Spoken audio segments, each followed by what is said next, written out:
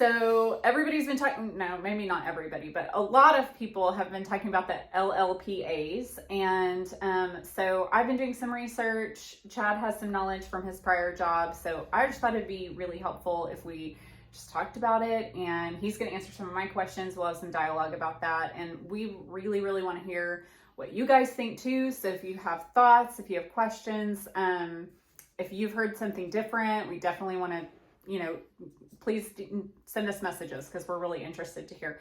So Chad, before a few days ago, I really had never paid any attention to LLPAs. So what does that mean? So LLPAs are loan level price adjustments, and they've been around since 2008. So they were introduced new. After the market crash and all of the mess that happened at that time. They were introduced into interest rate pricing. Okay. And so a really short version of what they mean is for the pricing of interest rates. So what determines what your rate is? There are adjustments to the pricing for how much money you're putting down, what your credit score is, if it's owner occupied or investment property or second home. And now also there can be adjustments for your debt to income ratio. So those things affect the pricing of interest rates, which then determines what rate is available to you or how much you have to pay in discount points. Right. It basically is just there's a base rate for interest rates, and then the LLPAs are applied. And then that determines what your actual rate is. Which is really, that's important for people to know, because that's why if you called one of us up and you said, hey, what's the interest? What's my interest rate going to be? Like, that's not a question that we could answer just off the top. It's complex. So there's other things that have to do with it. Also, the LLPAs that they're talking about right now are strictly regarding conventional loans. There are LLPAs on FHA and VA and those government-backed loans, but those are not the ones that are being talked about right now. So if you are getting, my understanding, please correct me if I'm wrong, but my understanding is if you're getting an FHA loan or a VA loan, this conversation doesn't affect you. Yeah. So they're completely different. Okay. So this is if you're going to get a conventional loan, and I'll get a chart. I've seen the same chart has been used all over, so I'll get that and see if Ellen can post that on here, because I'm not techie enough to do that at the same time. So it's all on Ellen. But really what it looks at is a ratio. Well, obviously property type. So and the reason property type is important is like if you are purchasing an investment property, those of you who own investment properties, your interest rate is always going to be more expensive than if you're purchasing a home for yourself. And it makes sense if you know why. Like, if the reason for that is, if you were to get into financial trouble, which loan are you going to let default? You're going to let your investment property default. Don't let a loan default. Sell the property before that happens. But if someone were to let a loan default and they had their personal property and they had their rental property, they're going to let the rental property default before they let their own home default. So it's a riskier loan, so the interest rate is going to be higher. Makes total sense. Some of the LLPAs make sense too. It has to do with like how much money are you putting down. It's a risk assessment for the bank, right? Because that loan is going to be sold. Fannie and Freddie they make money too. So that's just the way things happen. But the uproar that we're hearing right now, and the reason why people are frustrated, is because the adjustment has become worse for people with good credit scores that are putting a pretty good down payment down, and better for people with poor credit scores and are putting down less. So, and that's just, the money has to come from somewhere and we want people to be able to buy houses. And I think that's the thing that Chad and I were talking about earlier. And that was the point that I made. Like, we want people to be able to purchase homes and build generational wealth. It is an indicator of financial stability when someone is able to purchase a home. And so, it's good for our economy. We want those things to happen. So I think that's great that they're making that a little bit more accessible. But the money doesn't appear out of thin air. It comes from somebody. And in this case, the way that this is put together, it's coming from people who have good credit scores and are putting a little bit more down on their house. But here's the important takeaway, and I think we're in agreement on this, and Chad, you were saying earlier that it's more important than ever to have a lender who will strategize with you. Right. So, I mean, if you look at like the chart, for example, the LLPAs, there's a lot of variation in those. And so it really is important to be working with a lender who can look at your scenario, look at the money that you have available, and figure out what is the best combination of factors to get you the best rate at the lowest cost. So it could be, instead of putting 20% down, you put 15% down and maybe do single premium mortgage insurance where you still don't have mortgage insurance, because that's probably why you were putting 20% down. Mm-hmm. You just have one payment and then you don't have monthly mortgage insurance, but you're also able to benefit from a better interest rate. So things like that are just, you don't want to go into getting a mortgage with just, I'm putting 20% down, this is what I'm doing. Like, you want to collaborate with a lender who will present the options for you and figure out, how do I best, like, where is that box that makes the most sense? Yeah, because I mean, it is such a scale, right? Like, you don't want to have, you don't want your payment to be higher than you're comfortable with, right? So you want your down payment to put your loan amount, so that, and it's just, I think the important thing for you to know also is, people are thinking, oh, it's better for someone with a poor credit score to get a loan right now. That's still not the case. Like, it's still better for you to make a good down payment and have really good credit. Like, you're still going to be in a better situation. I think I have read so many articles and watched so many videos. So, like, I'm not going to be able to source this information, but that gap is just getting shorter. Right? That's exactly what I was going to say. A lot of the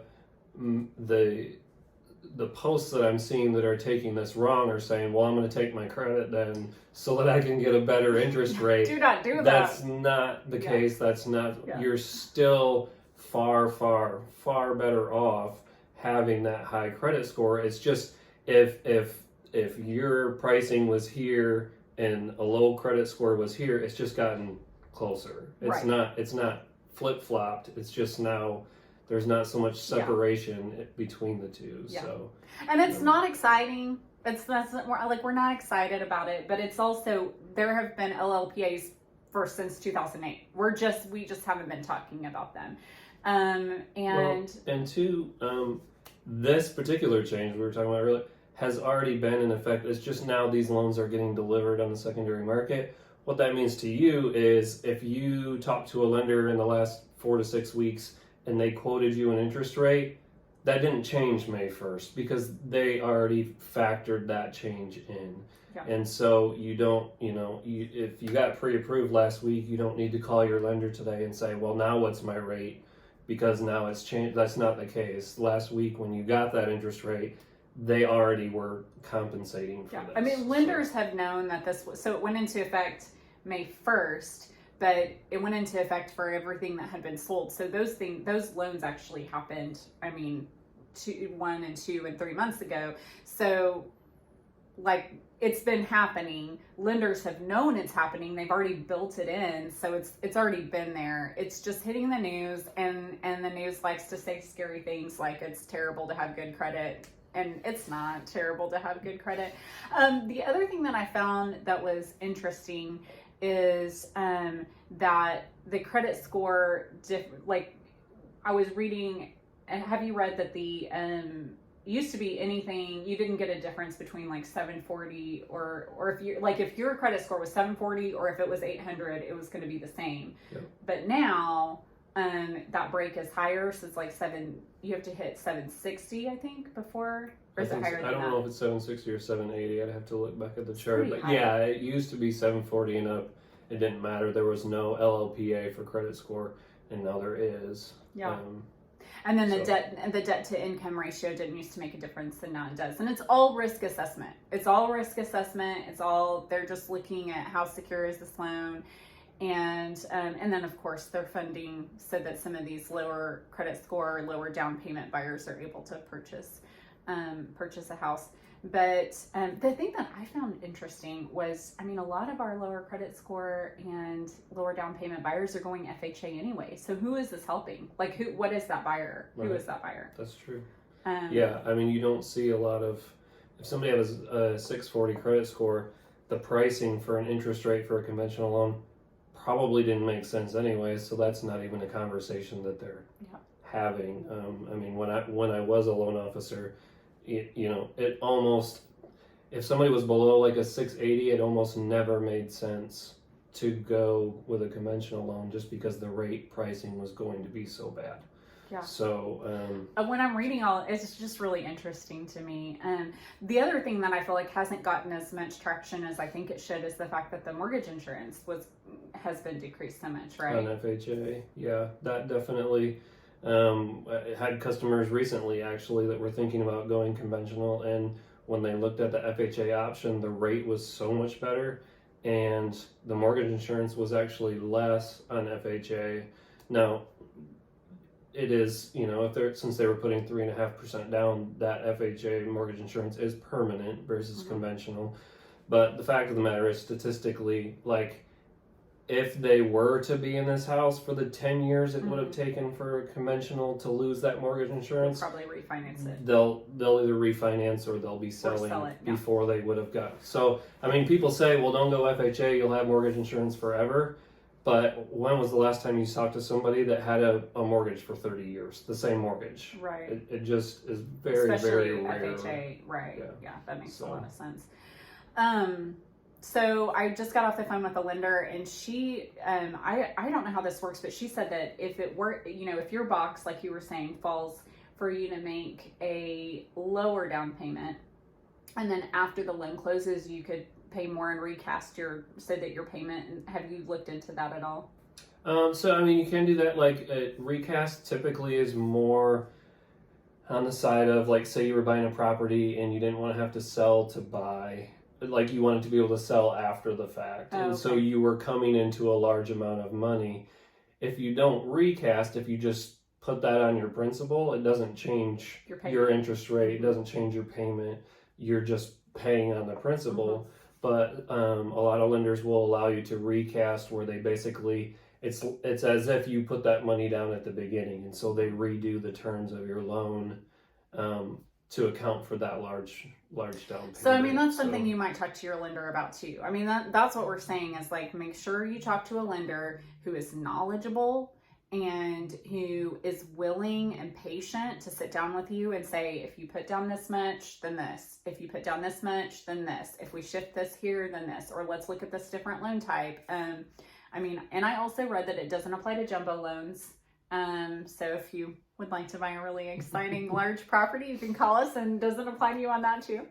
So it's not everybody. And just remember that when the news starts putting things out, they're going to do that in such a way that it sounds shocking. And while this is not, it's really difficult to put a positive spin on making something more difficult for someone who's planned really well, and making it easier on somebody who maybe has not planned quite as well. That's hard to put a positive spin on that, but it's still better to plan well, have a decent down payment, have good credit. They're just making it a little bit easier, and they're moving some numbers around. I don't know, is there anything else that you feel like people need to know about that? Just have good conversations with your lender. Yeah, I think that's the biggest thing, is just to strategize and compensate for it and adjust maybe, and still. Yeah, I mean, it is what it is right now, and it's also important that you know that we are not loan officers. So we're not financial advisors, we're not attorneys, we're just real estate agents, and we like to be really plugged in and know what's happening. But we can definitely put you in contact with a loan officer But that's why if you call me and say, hey, what do interest rates look like? I can kind of give you a general idea, but I don't even know if that applies to you because you've got a lot of things. There are so many factors. So talk to a good loan officer. If you would like a recommendation, there are several really, really good ones here in Oklahoma City, and we would love to point you in the right direction on that. And if you have any questions or think of anything that we missed and you want to point out to us, we would love to continue this conversation anytime. So thanks, guys.